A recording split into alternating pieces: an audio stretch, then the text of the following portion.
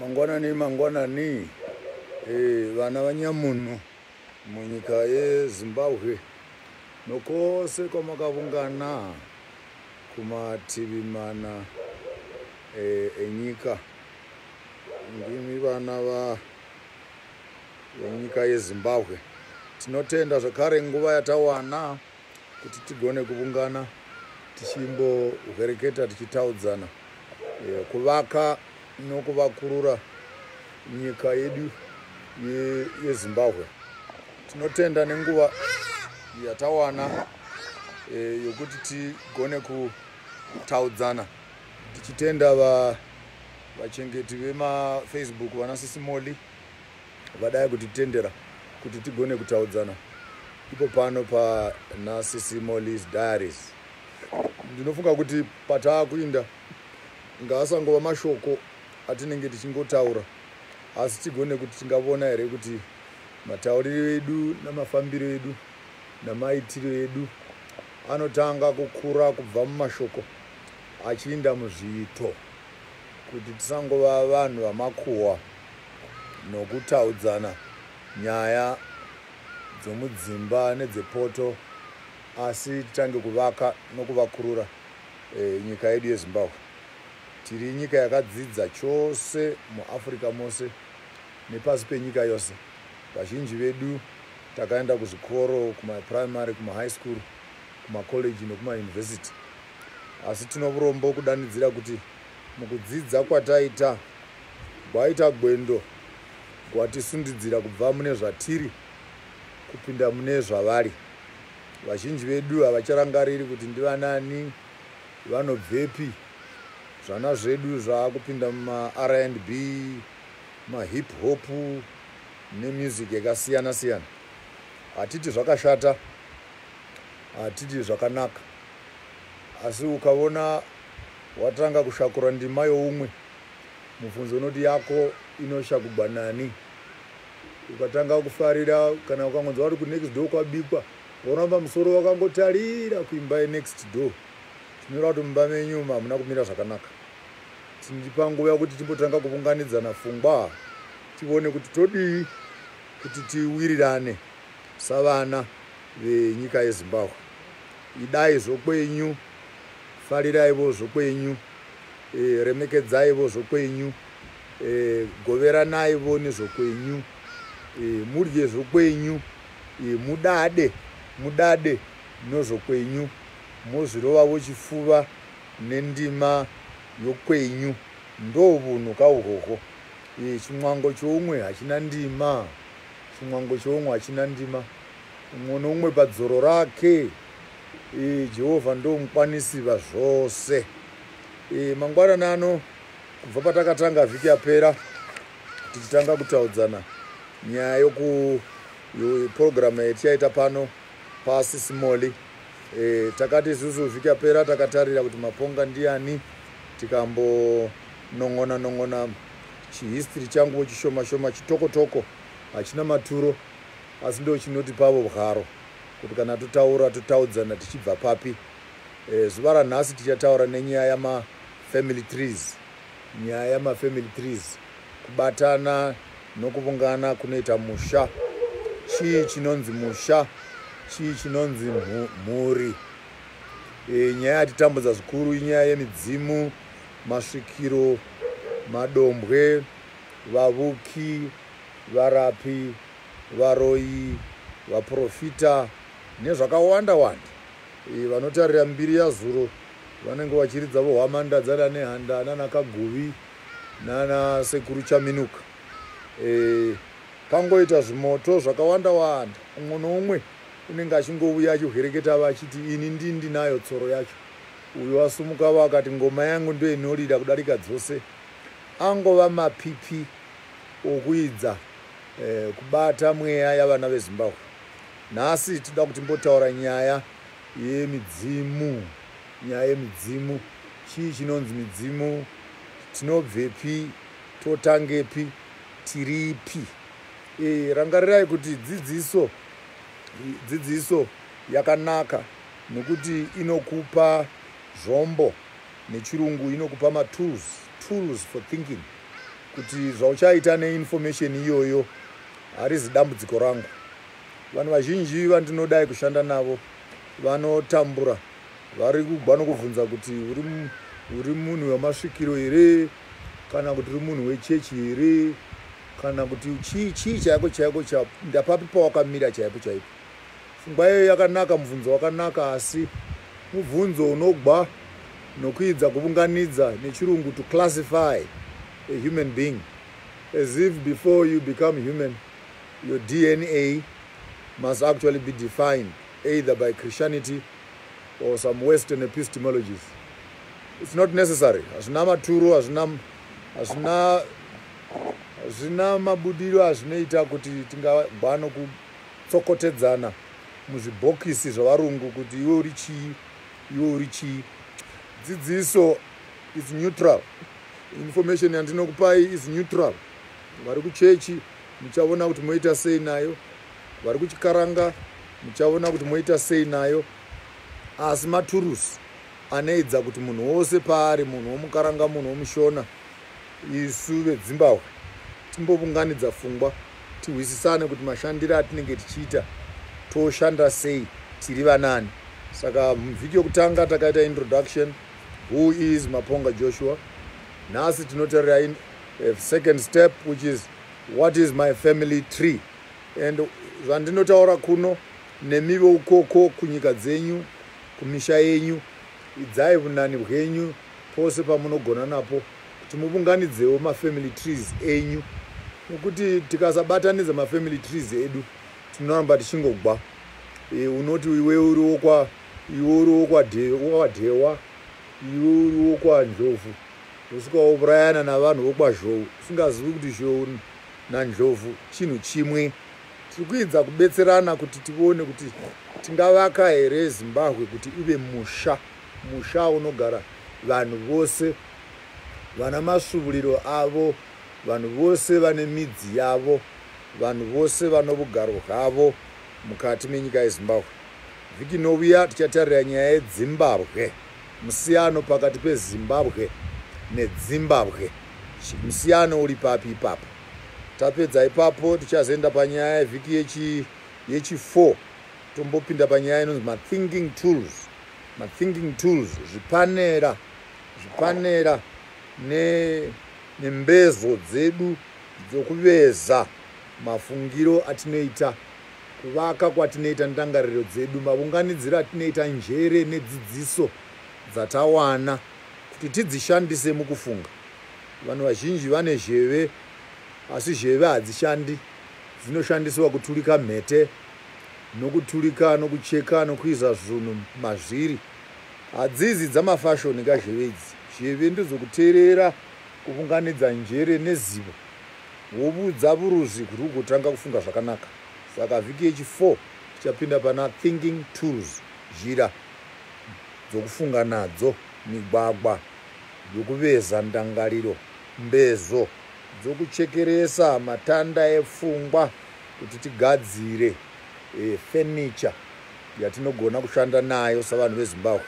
Ndichitaura pamalevel 2-3, yako somunhu, yako semhuri, then yedu senyika yose.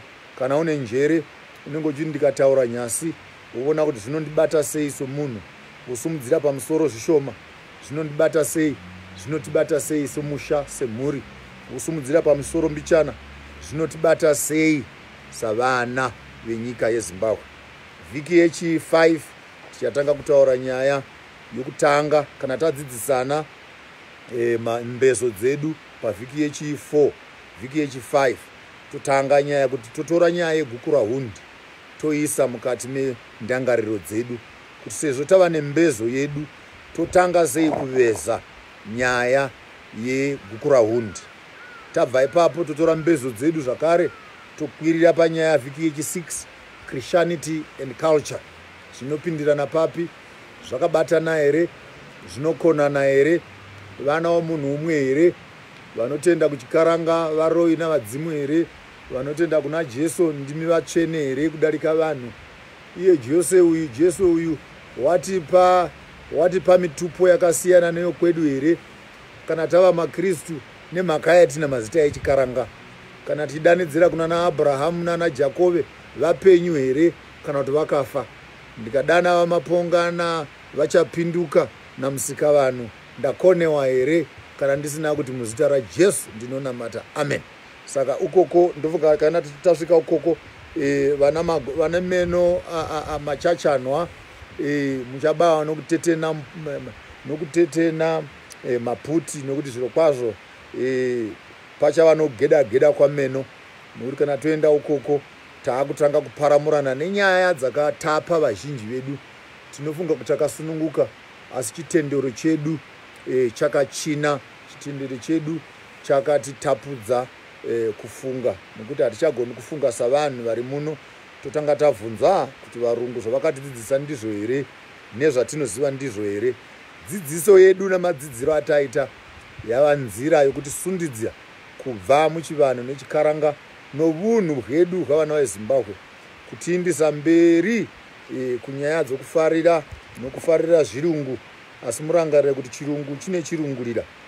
Kana wapedza kudya michero mimbishi unoita hwadzira, nokuti zvawadya izvi zvinoita kuti meno atedze. Vhiki yechi7 tichazotanga kupinda panyaya dze-indigenous medicines, kurapa nemishonga yedu yechikaranga, kurapa nokurapana nemishonga nemidzi nemiti yedu yechikaranga. Then vhiki yechi8 kana tisina kutasamura imwe subject apa tikairadanura kuti ingaenda mberi, tichazotanga kutaura nyaya dzamarovora nokuvaka misha, nokuti ipapa vanhu vazhinji ndipo vapinda pangozi nokuzvipinza mukati mamadziva namakarwe. Zvinhu zvedu zvinowanza kuvhiringana nokumonana. Haikona kuti takonewa kushara, asi tinenge takonewa kuvaka nokubatanidza mweya, kubatanidza misha, kubatanidza zvinhu zvakasiyana, maitiro akasiyana, mafungiro akasiyana, kuti tivake misha yedu. Saka that will be the first 8 subjects that I want us to look at. Introduction, who is Maponga J. Number 2 today, the family trees.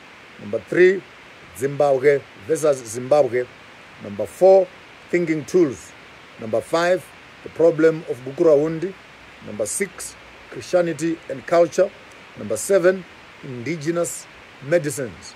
Number 8, weddings, marriages, and intermarriages. We may even have enough time to move over into issues of divorce and other things, and how they must be conducted in a cultural setting. Nyaya dzamagupuro kana makonana makambowirirana ka vanhu vakavucha vakadya nyama vakafara vakati muroora wavuya namagumbezi, tikafara chose, vanhu vakaridza muridzo, nhururu dzikatsva, chemberi dzikadzana shangara, vakaita zvindindiri vachimanya pakafagwa chose. Asi kana tokonana paya, murangarire kuti mweya yorufaro yatataunganidza inofanira kuva nezhira yayo kana toparadzana, kuti toparadzana sei zvekare. Ndo mashandiro atichaita iwawo pamazuva achatevera. So for today, ndofunga vhiki yapera takapedzisira tichiti if the face is beautiful, if the face is beautiful and the software is not working, the hardware between your legs suffers. Ukaona musikana akanyanya kunaka zviya, kumeso kukanaka, akaita tsvarakadenga susura ndarya, modzi yechirimo, muchekete wemhino refu, kuri kunaka here vakomana kumusikana ukoko. Musikana onaka kudero asi pfungwa dzotaira. Zviri pakati pamakumbo zvinowanza kutambura chose, nokuti haisi nyaya yatinongotaura yoga yokunaka kwavasikana nokunaka kwavakomana vasina pfungwa dzinoshanda zvakanaka.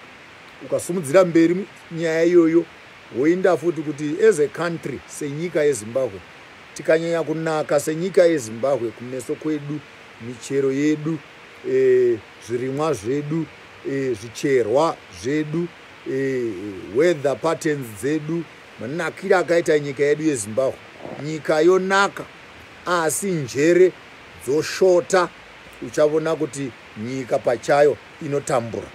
Kana nyika ikanaka asi njere dzinomanyisa nyika iyoyo dzisina kururama, uchavona kuti vanhu nenyika pavanogara vanotambura. If Zimbabwe is beautiful and the software of the country is not working, the hardware, which speaks of our minerals, our resources, and the greater expanse of human existence within a country, will tend to suffer. It suffers because the country is reduced to that state of prostitution, where munhu unengangovona kuti ndikambokanda vapa mashoko angu maviri neni ndingangopinda vapa, achingopinda owana kunaka kwezvinhu asi pfungwa hadzishandi, ndokupfuurira mberi, umwe achipinda.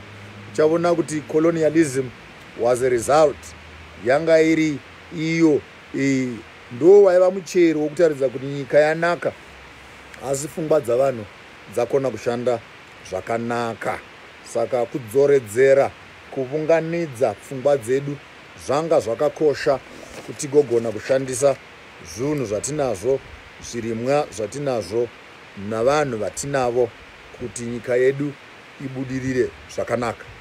Pari nhasi ndombokutaridzai kuti nemhaka yei kana tichimhoresana nechikaranga tichiti su moroi vakaita chirungu iplural, makadini, mune zvakawanda umomo, makadini, nyange uri umwe, asi kana tichi kumhorosa tinoti makadini, munofara here, kuti kowadii kuti unofara here, munofara here, kuremekedza kuremekedza. Zvinotaridza kuti nyange wakamira pano uri umwe, kana ini ndichitaura newe, handitauri newe uri woga, ndinohwisisa kuti kana iwe uri pano uri woga, unobvepi, unani, wakasengana nanani, wakazvagwa nanani, unofamba nanani, zvakaungana pauri zvingani. Kana ndomhorosa, handichakumhorosi uri woga, ndokumhorosai makawanda, kunyange uri woga. Zvinotaridza kuti tinozviona zviri pameso, tinozviona zviri pamberi pedu ari unhu umwe, asi mumunhu umwe umu muna vanhu vakamugadzira, vakamuzvara kuti ave munhu watinotaura naye. Saka kwanhasi monditaridza mavoko enyu, sezvandinoita pananga apa, vanogona kudhirowa modhirowa, vanonyora monyora, mugodzidzisana navamwe. Please, kana makasununguka vazhinji venyu, itaivo mashare pakati pamafacebook penyu papa, itai mawatch party enyu kuma handles enyu, kuti zivo no kudzidzisana, kutandavare, runyemba rutandavare, vazhinji vabetsereke. Tikagona kugadzira software yedu tose savana veZimbabwe, tinogona kutanga kuvaka nyika yedu yeZimbabwe kuti ive zvairi. Saka please do some shares and do some cut and paste the address and share with as many people as possible, so that while we talking, it can be possible that other people can also benefit from our conversations for this afternoon. So zvigumwe zvenyu zvakaungana zviri 10 kudai unoruoko gokuzibohwe, that is your left hand, woita ruoko gwako gokuzindli, that is your right hand. Kurubohwe kune zvigumwe 5, kuzindli kune zvigumwe 5.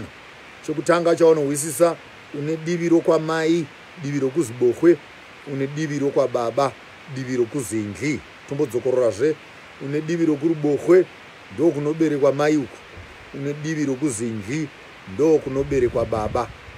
Kunoberekwa mai kuna madzinza mana, kunoberekwa baba kuna madzinza mana. Zvinoreve izvozvo, kuna sekuru, kuna mbuya, sekuru nambuya, naivo vana sekuru vavo, vana mbuya vavo, kana ivo sekuru nambuya vana baba vavo, vana baba vavo. Nokuzindli zvakadero futi, kuna sekuru kuna mbuya, kuna sekuru kuna mbuya. Madzinza awa ari mana ndo akabereka vanhu vaviri, vanhu vaviri ava, vanova baba vako namai vako. Madzinza mana umu ndo munobuda baba vako, ndo munobuda mai vako na baba vako.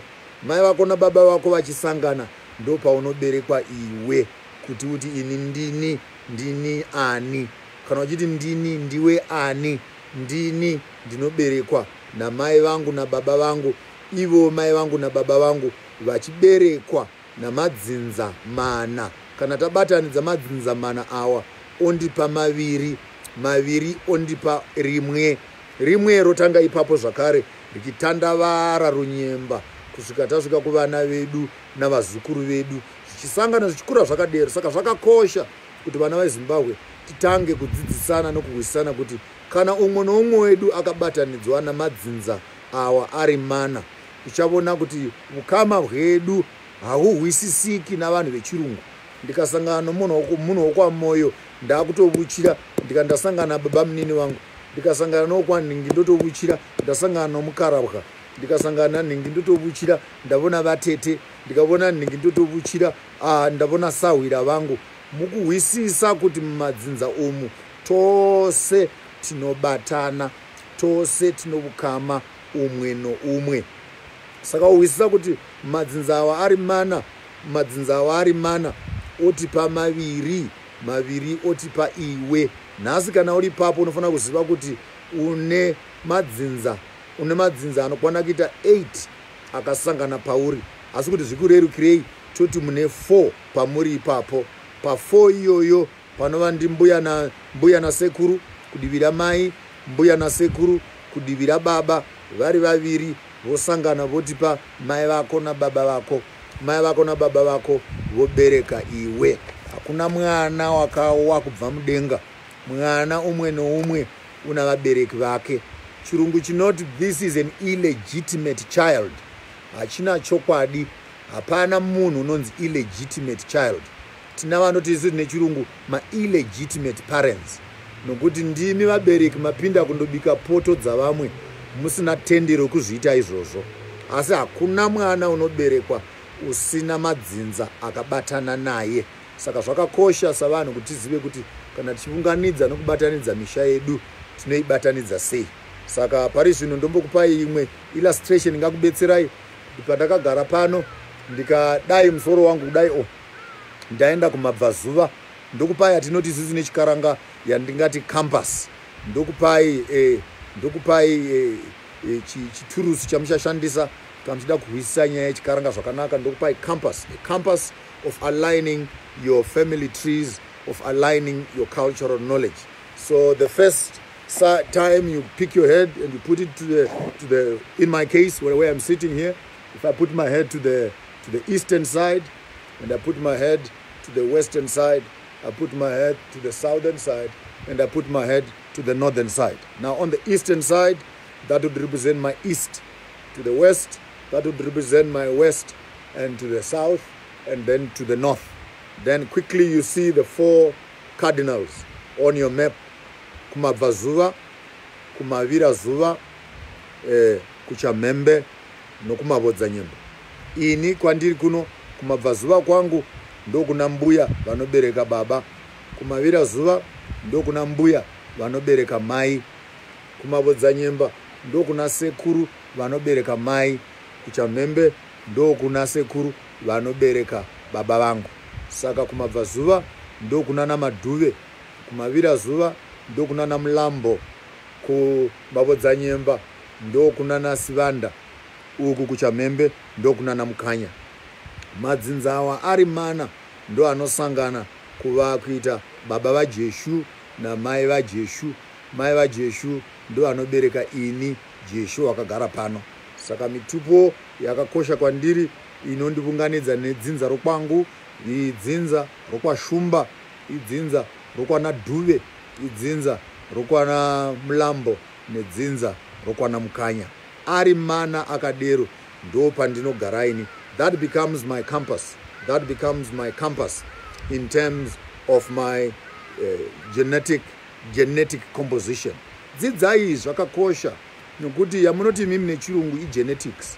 Pachikaranga mwana waita akazvagwa, chembere dzotora mwana dzomudongorera, dzotarira zheve, dzotarira hope, votarira zvikumbo, votarira kumusana, vofukura uku nokuku vachitsvaka vonza kuti uyu ndo kwedu. Isu kwedu wokwamaponga, gumbo redu rimwe rine chigumwe chinobhenda chakatarira kune rimwe divi, mavoko edu akakasharara nokushata, mino mapefa amunongovona iwawa, kusvibira hakusi kusviba kana, black is beautiful, kusviba kuvorera. Votovona kuti DNA yomwana uyu ndoyo kwedu. Kana asiwa pano vaizviziva kuti uyu haasi wapano. Saka chembere dzedu chinyakare ndo dzanga dzichigona kuita assess ma-DNA avana. Chero mwana achiberekwa vachimutarira voona kuti zvakafanana. Imi vechirungu mazuvano munotambura nama-DNA, asi chikarangana kare nakare taitoziva, chembere dzaiziva kugadzira nokutarira nyaya yama-DNA nokuongorora kuti mwana waberekwa uyu mwana wapano here kana kuti mwana wabva mudondo. Tadero pana mashoko maviri matatu andoda kuti timbopinda paari zvishomanene tiwedzera kutasamura pfungwa dzedu. Kana wati kumabvazuva kwako kwanaka, kumavira zuva kwanaka, kuchamhembe nokumabodza nyemba zvanaka, iwo wamira pajunction pamadzinza enyu ari 4. Tinokubetsera kuti kana vana vako vakati vanouya vachiti vanoda kurovora, vachiti vanoda kurovogwa, wogona kuziva kuti vari kurovora kwasekuru here, vari kurovora kwambuya here, vari kurovora kuvakarahwa here, vari kurovora kuvazukuru here. Wozoona vanhu takuti ucha kuti izvozvi ini ndikandorovora madhuve ndinenge ndarovora mbuya vangu, nyange tichitaudzana paya kudivi rokumweya uku tinenge tichiziva kuti ndinogara hangu nambuya vangu saizvozvo. Saka zvakakosha kuti tizive kwatinobva kuti tigogona kuita improve our genetic composition in terms of our reproduction for our children. It is not advisable, zvina kodzero kuti ungati iwe uri gudovu usvika worovora vogudovu. Munoziva munyaya dzemagenetics nokutambura kwatakaita mazuvano, you begin to have the recessive genes and some faulty genes that are being duplicated within a family, causing disabilities and other complications which you are all fully aware of. Otora vara iro rinoti mudzimu. Vara iro ndisandasvika pamudzimu ndombokupai maviri matatu kuti mutigowisisana. Ukatora vara rinoti musikana,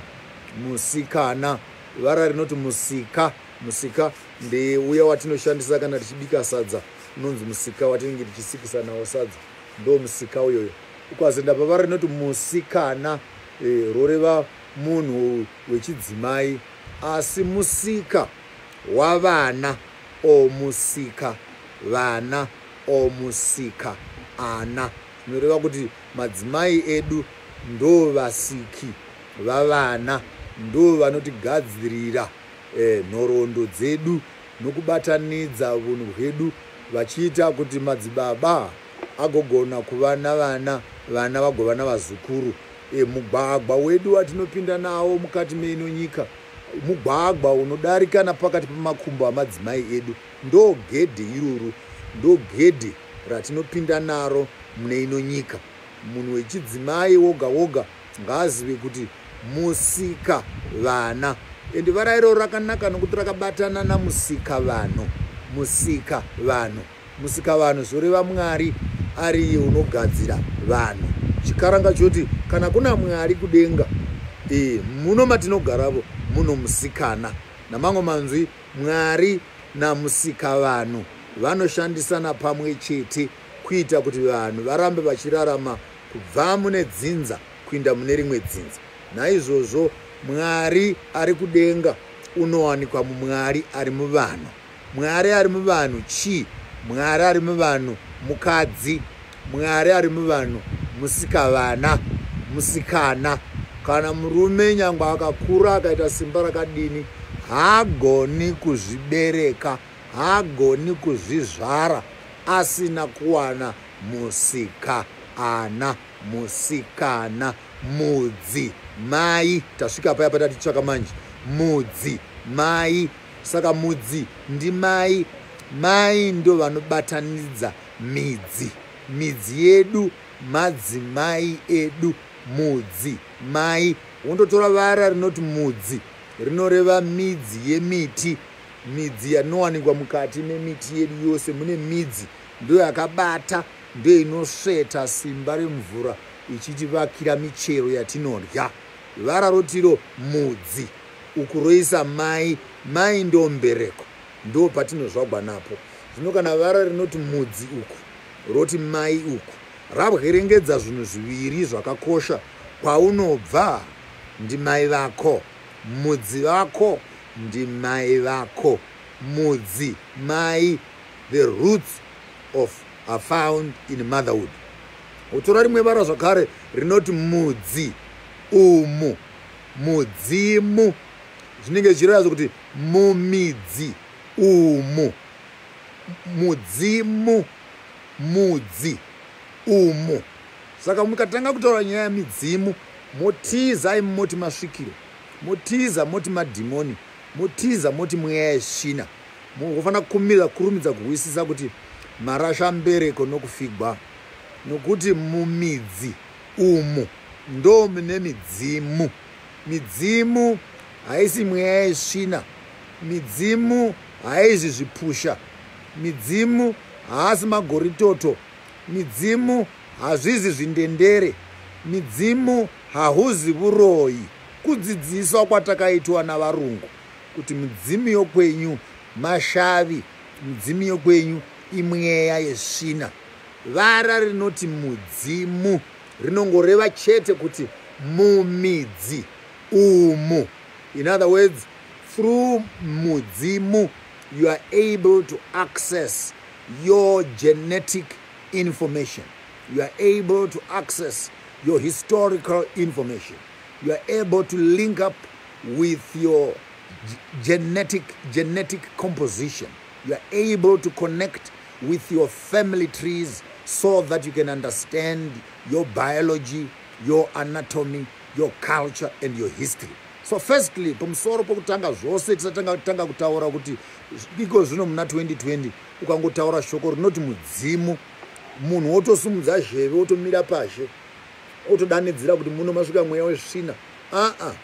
Midzimu inongoreva kuti mumidzi umu. Umwe noumwe unofanira kudzidza nyaya yemidzimu ngaadzidze kuti kungosanganisa nhoroondo yako. Uyu ndo mudzimu uyu, ndo mudzimu uyu. Jeshu ari pano, mwana wa Razaro naSilindeni, mwana wa Razaro naSilindeni. Uyu Silindeni uyu unoberekwa kwaMafa, kwaJamela, achiberekwa naMasiziva. Uyu Razaro uyu unoberekwa kwaMaponga, achiberekwa naMaponga naMadhuve. Vaungana vadero vana Madhuve vanoberekwa naTembo, vana Tembo vachiberekwa naManjenjenje, zvichienda kuMozambiki kumasena uko. Voenda kuna mbuya vangu uko vanoberekwa naMulambo, vana Mbedzi zvichidzokera uko, vana Sivanda ndo maZulu okuno kuSouth Africa, vana Mukanya ndo vana Tovera, vana Munhu Mutapwa zvichidzokerawo mukati mana Pfumo Jena, tichidzokera kuna naEmbo. Saka midzimu yangu ini, midzimu yangu izivo yokuti ndinobvepi, midzi yangu yakabata papi, midzi yangu inosveta papi, midzi yangu inodya papi. Vamwe venyu munotambura namadiabetes. Hauna diabetes. Sekuru vako nasekuru vasekuru vako vanga vano ugwere uhu, vakahupomera kuna sekuru vako, sekuru vako vakapomera baba vako, baba vako vakapomera iwe nhasi unoti ndine shuga. Izvo idefect inongowanikwawo mukati memhuri. Zvinoita vamwe munoita mhazha, isu vana Mukanya hatiwanzi kuita mhazha, tinenge ita mviro dzakadai isu iyi, hatiwanzi kuita mhazha vakwana Mukanya, takangoita seizvozvo. Asi kana une mhazha, haizi mhazha yako, imhazha yamadzinza okwenyu. Usatotya kana unayo mhazha, ndo nhaka yako yawakaberekwa nayo kubva kuna nasekuru namadzisekuru. Vhudzi rinongowa zvinowanikwa mukati mamadzinza, mukati memidzimu. Kudzidza midzimu, kudzidza nhoroondo yako zvinokubetsera chii kuziva midzimu yokwako? Zvinokubetsera kuti uzive kuti iwe ndiwani, for basic identity. Just who are you? It's nice. Zvakakosha kuti kana tagara tichibvunzana kuti ndimi vanani, wotibvunzawo kuti ndiwani. Zvinofadza izvozvo. But zvakakosha zvakare kuti uzive kuti midzimu yokwenyu ndeyokwani, kuti ugone kutarisa kuti ugwere hwokwenyu hunowanikwa mukati mamadzinza enyu ndohworudzi. Vamwe vanobva mudzimba dzinoroya. Ichokwadi ichocho. Mbuya vairoya, vapedza kuroya vakuda kundofa, vakaya handingafi nazvo, votsvaka chimuzukuru padivi, vochitemera vonyora. Chimuzukuru chiya chotanga kufamba usiku, chimuzukuru chakuda kundofa, chotsvakawo chimwe chimuzukuru chotemera nyora. Iwo ngosvika ukati ndaona tsvara kadenga. Izvo hauzivi kuti wakupinda mukati menyaya yataisinga. Muno uroyi husingahwisisiki. Kuziva nhoroondo yako zvinokubetsera kuti uzive kuti iropa rorudzii rinomanya mukati mamagodo ako. Zvine zvimwe zvinhu zvaunokaruka woita usingahwisisi kuti chii chaunoita. Izvo unenyora dzawakatemwegwa kubva kumasvuriro kwaunobva uko kumidzimu yokwenyu. Muno bugwere umomo, mune nhoroondo umomo. Zvakare kuziva nyaya yemudzimu yakakosha kuti uzive kuti kana torovora nokurovodzana tiri kubatanidza midzi ipi, tinobatanidza midzimu ipi, tinobatanidza vanhu vapi kuti tivake chinhu chimwe.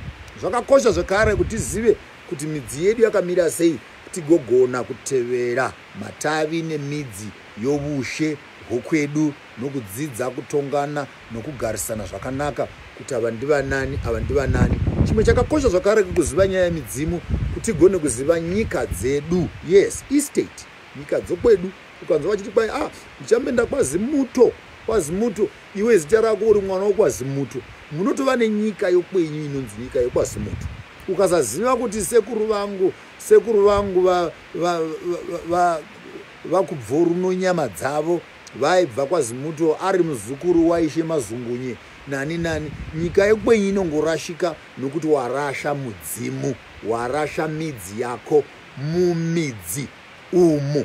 Zvinotibetsera to understand our estate. It helps us to understand our genetic compositions, understanding the quality and the types of diseases that we suffer. Helps us again and assists us so that when our children are getting married, we know what genealogies we are connecting together. Above everything else, it gives us our own personal identity. Kubatanidza midzi ndo nyaya dzamarovoro nokurovodzana. Saka ukanzwa munhu achiti inini I don't believe ini midzimu, munhu iyeye wakarashika zvokurashika zvokwataisingi. Haawanikwi kwaanoenda munhu iyeye, nokuti ukati ndarasha midzimu unoreva kuti we ndarasha history yangu yose, ndarasha genetic composition yangu yose, ndarasha knowledge yangu yose, ndarasha my genesis. I don't care where I am, andinei nazvo ini ndinongorarama chete. Upenyu hwangu hwava mumavoko aJesu. Nyange uri mumavoko aJesu, Jesu haabvanganyuri nokureswa midzi yako. Nyange uchitenda muzita raJesu uchaita mhazha chete, nezvinhu zvanga zviri kumusha yokwenyu zvicharamba zvichikutevera. In the blood of Jesus I cancel. You can cancel as much as you want. Christianity does not change your genetic composition. Please, ndataura nechirungu chakawanda ipapo. Kuva munhu wechitendero hazvibvanganyuri nhoroondo yako nezvakavakwa mukati meropa rako. Zvokutenda izvi tichazvitaura umwe musi, asi kwanhasi midzimu, kudzidza kushanda nokushandisana nenhoroondo dzedu. Chevukai zuro kwamunobva mugovona kuti mabvepi, mugohwisisa kuti nhasi muri papi, mangwana munoendepi. Vana vakauya vakati tusivanani, sababa vakuru ugogona kugara pasi ugotanga kuvarondedzera. Isu vana maponga, tiri vana maponga kudai tichigara mubhikita, vana sekuru vedu vaibva kujichidza taigara pachinhango. Tisu takavaka maKairo dhamu. Tiri paKairo dhamu ndo pakauya umwe muchangani achibva kumachangani kuMozambiki, akauya nezvana zvake zviviri nambuya amahafu nambuya vaEsther vamaponga. Ndipo vanopinda ipapo. Tichibva ipapa paKairo dhamu kumusha kwedu kwatinobva Hwedza. Kuhwedza ukoko tisu vana Svosve, mudzinza rokwasvosve, madzishi okwasvosve. Vana Svosve ndivanani? Ndo vana Changambire, vana Mukanya. Vana Mukanya ndo vanani? Ndo vana munhu Mutapa yavavo. Zvokwadi vana Moyo, hondo yaMoyo naMukanya tichazoitaura umwe musi. Asi kuziva nhoroondo yako zvinokubetsera kuti uzive kuti iwe ndiwani, unobvepi, unei mukati mako. Kana uda kubatanidza zvinhu, unobatanidza zvipi zvinowirirana, usabatanidza zvipi zvisingawirirani. Kudzidza nhoroondo yako haudzidziri umwe munhu, unodzidzira iwe pachako. Vaya vanoti vanoda kuita zvamashavi, vanoda kuita zvokupira midzimu yako. Musapira midzimu nenyaya yamusingahwisisi. Kupira midzimu zvinongoreva kuti iwe wogara pawagara paya ukati tinopa kutenda kuna nambuya ukoko vakabereka baba vana mbuya ukoko vakabereka vana mai, vana sekuru ukoko vakabereka madzisekuru anobereka mai, vana mbuya vana sekuru ukoko vanobereka baba vangu. Ndinivo pano Maponga Jeshu Marara, mwana wa Munyuki, mwana wa Zibou, mwana wa Muchena, mwana wa Nduma, mwana wa Diriri. Tati chikumbira vo musika vanhu mumbotarira vo munhoroondo yangu umu mugotaudzana neni, nokuti muchikaranga hatina kudzidzisiwa kuti tingati vakatibereka ndivana Mwari. Nyange mukunamata kwataita taiti kana todanidzira vozoti motivudziravo kuna musika vanhu, motivudziravo kuna Mwari. Tauraivo naZame ndiye chienda zienda kuenda mucheka ukaputira nyika, katosvika tombodededza chose, tomboita chigume kurya kwafa dzane ndesure dzine munyurududu. Kana wohwirira ukawisa zvakanaka, kana votanga kudududza nokutetembera, vanga vasingamiri nokungodana madzinza. Munamato maati ukateerera zvakanaka varayiro rinotidzosera kuancient Kemet. Kunamata, kuna maati. In other words, kuna maati is moral responsibility which was taught in the ancient great Kemetic knowledge systems, but we can get there another day. Saka kunamata kwakusingaperi munhu asina kubatanidza nhoroondo yake yanhasi namusika vanhu. Saka midzimu yokwedu yanga iriyo yatadana nechirungu tichiti sacred history. Kuti before you can start addressing God, you needed firstly to address yourself, address those that were here before you, be able to trace up your family roots. And as you are tracing up your family roots, don't stop until you address the one who created your generation through which you have come into existence. Saka kunamata midzimu kwareshewa nechirungu, kuti kana wakadana midzimu wadana madhimoni. Haazi madhimoni. Sekuru vanobereka ine vaMaponga vaMuchena havangaiti dhimoni nokuti kwasvika chitendero. Kunamata midzimu, kunamaata, kupira midzimu, kutevurira kumidzimu zvinongoreva chete kuti ndinohwisisa kuti ndakabvepi, ndinohwisisa kuti ndakaberekwa nani, ndinohwisisa kuti ivo vakandipinza muneno nyika ndivanani. Kuziva kwandinobva ndokuti ndigoziva pandiri, ndigovonavo kwandinoenda. Chitendero chakasvika ndokusvika ndokudira madhaka mukati metsika yakanaka yataiva nayo savana vaNyamuni. Takundopedza, rangarirai kuti mubhuku raMatiyo rinotiro uyu ndiye Jesu, uyu ndiye Jesu wanga ari mwana wa Josefa ari mwana wa Simeoni, Simoni ari mwana wa Jeroboam mwana ari mwana wa Solomoni ari mwana wa Davhida ari mwana wa David ari mwana wa Jese ari mwana wa vana Perezi vari vana madzibaba ana Abrahamu nana Kushi nanani, ukazinda pamucheto paya yotiyo and Adam the son of God. Unouzisa? Saka Jesu wanga ane midzimu yake, Jesu wanga ane midzi yake, Jesu une midzi yake. Indaoneverenga pabhuku raMatiyo chapter 1 ipapo. Ukahwisisa kuti Jesu une midzi, wozoenda kune bhuku ravaKronike namubhuku ramadzimambo, uchanzwa kuti so and so begot so and so, begot so and so, begot so and so. Machaputa anongonyogwa. Ningi akabereka ningi uya ndiyo kuzodai, ningi akabereka ningi uya ningi wokuzodai, ningi akabereka ningi. Namamwe manzwi nyaya idzodzo dzaiva dzokuchengetedza madzinza avanhu kuti mumafambiro atinoita umu tisarashika kuziva kuti tisu vanani. The library of a white man is written in books. The library of a black man is in the spiritual world. And by understanding our ancestral connection, we're able to relate our own traditional oral education so that we can transmit it from one generation to the other. In conclusion, a tree is as strong as its roots. A tree is as strong as its roots. A house is as strong as its foundation. Muti kusimba kudai midzi yawo. Muti kusimba kudai midzi yayo. Dzimba kumira kudai dzi. kumira dzimba kumira kudai mafoundation adzo. Hakuna imba inomira isina foundation. Iwe kumira kudai midzi yako variko vakangoberekwa vane ropa remari, variko vakangoberekwa vane ropa rourombo nenhamo neshuku, variko vakangoberekwa vana mavoko anovhinza. Nyaungampa mari ikaita mamiliyoni unokwera manheru yatoinda mari yacho, nokuti hazvimo mauri. Zvinoda kugadzigwa zvinezvi kuti ugohwisisa kuti chii chinondiita kuti ukatarira mune dzimwe misha unoona vatete vose vana tipo tete vose vari 6 vakarovogwa vakadzoka vose kugara pamusha. Is this normal? It's normal. Unoona kuti there is something that is happening in the family. There's no tree that is stronger than its roots. Therefore your ancestors are your roots. Ndo midzi yako mumidzi umu.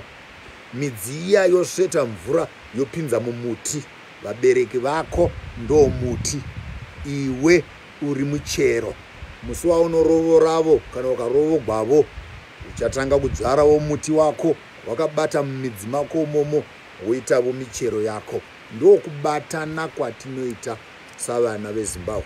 Iwe nhasi zvauchaita utora bepa rako tatindavadza zvakanaka, wonyora zita rako apo panyasi navana vako vachidzira nyasi kuruboshwe, wonyora kuti mai vako vanoberekwa pi, wonyora kuti baba vako vanoberekwa kupi, wotsvaka mutupo yokwana baba, kudiviro kwana mai, kudiviro kwana mai, kudiviro kwana baba, nokudiviro kwana baba. Divine in your own house, your own campus of your own genealogy.